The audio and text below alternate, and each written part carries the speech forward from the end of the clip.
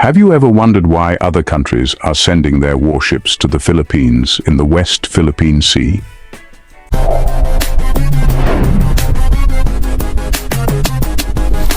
The answer isn't as straightforward as you might think. And it all begins with an incident that occurred not too long ago between the Philippine Coast Guards and the Chinese Coast Guards. This wasn't your usual maritime encounter.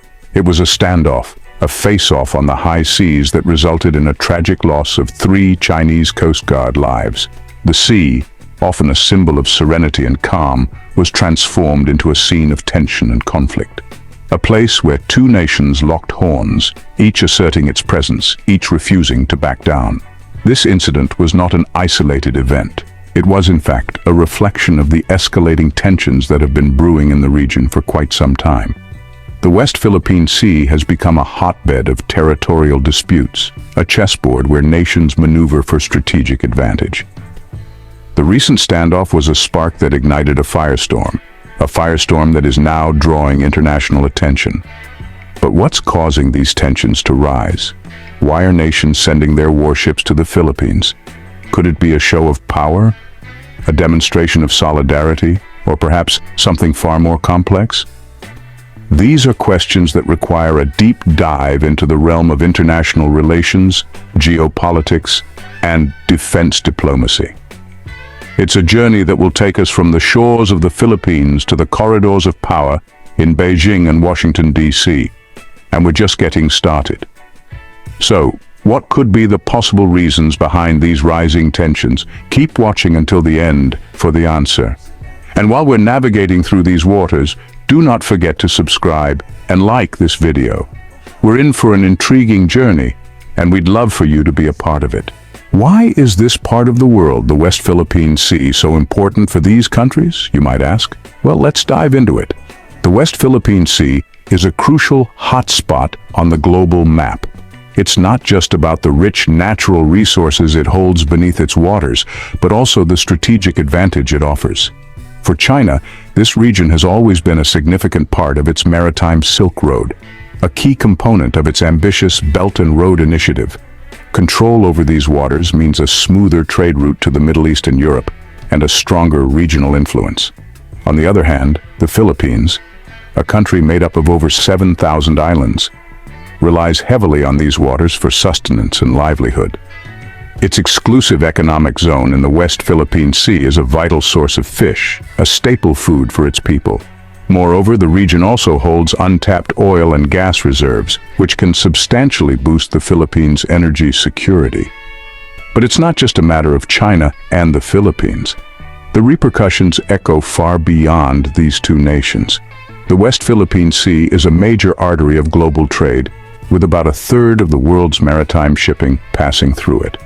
Any disruption in this region can have a domino effect on global supply chains and economies, affecting countries from America to Australia, Japan to Germany. The region's geostrategic importance also plays into the larger power dynamics at play. It's a chessboard where the age-old game of geopolitics is played out.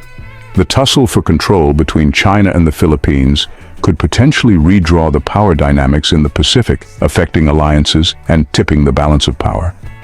But how are these countries addressing this situation, you might wonder? Well, the answer to that is a complex web of diplomacy, defense partnerships, and something called gray zone tactics. But we'll get to that. For now, let's just say that the West Philippine Sea is much more than just a body of water. It's a stage where the high-stakes drama of international politics unfolds. Stay tuned to find out more. In the face of rising tensions, how are diplomacy and cooperation being leveraged to build trust and avoid conflict? This is a question many of us have asked as we observe the unfolding situation in the West Philippine Sea. Tensions continue to rise, but there are glimmers of hope. One such beacon is the ongoing efforts by the Association of Southeast Asian Nations, or ASEAN, and China's Code of Conduct. These 2 entities are working tirelessly to address the overlapping territorial claims in this contested region. But what does this mean? Well, it's all about negotiating a common understanding and establishing rules of engagement. The ASEAN-China Code of Conduct is a proposed agreement aimed at managing disputes in the West Philippine Sea.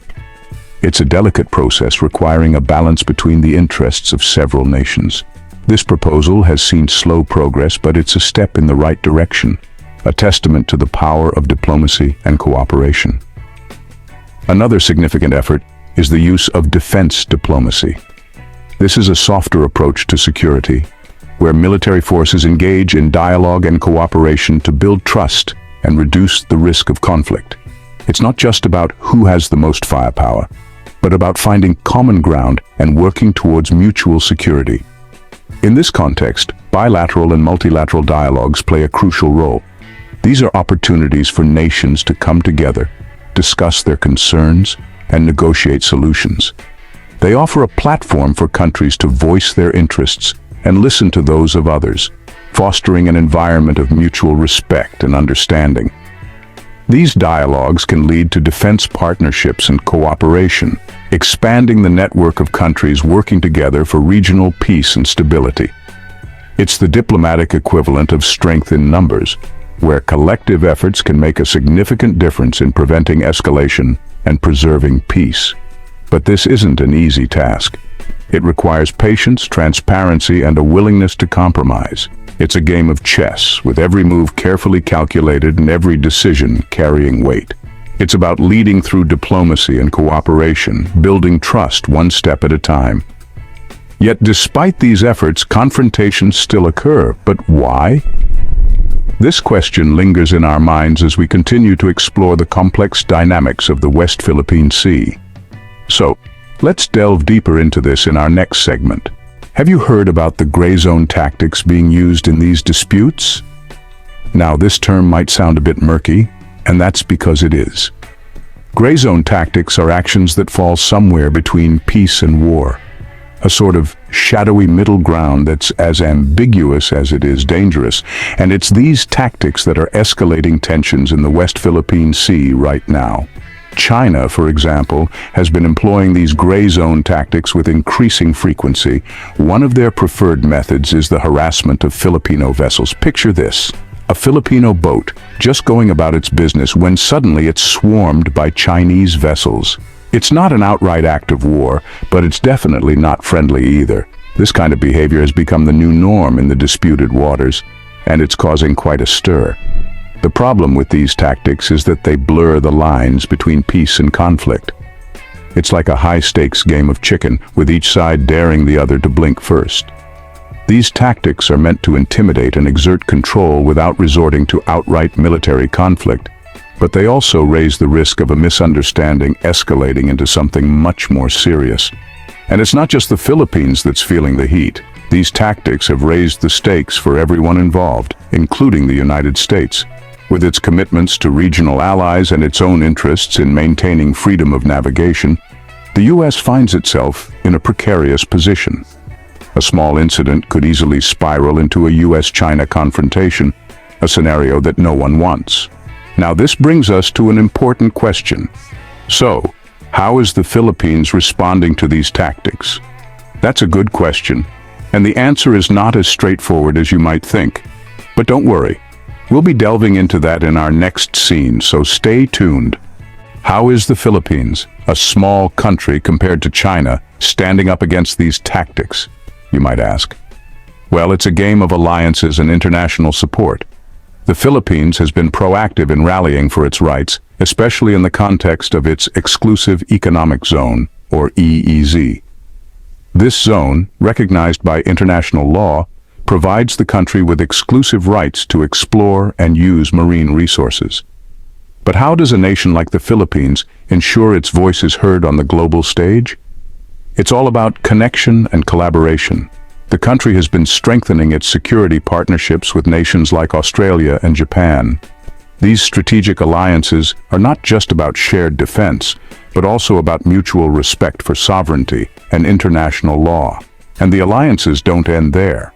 Under the leadership of President Bongbong Marcos, the U.S.-Philippines alliance has experienced a new surge of vitality. Manila has opened its doors, granting access to military bases and placing a renewed focus on maritime defense.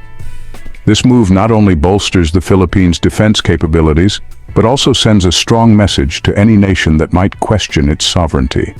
And now, to answer the question we left unanswered at the beginning. Why are other countries sending their warships to the Philippines in the West Philippine Sea? The answer lies in their vested interests in the region. Whether these interests are strategic, economic, or rooted in security, they drive nations to take a stand. So always remember, in the world of geopolitics, nothing happens without a reason. Subscribe for more amazing content and keep wondering. Don't miss out on future explorations and discoveries. Hit subscribe and ring the bell to stay updated with our new content. Your journey of wonder continues with every video. Stay connected and engaged on social media. Continue the conversation, follow us. Thank you for being a part of the Have You Ever Wondered community. Keep wondering, keep discovering. Until next time.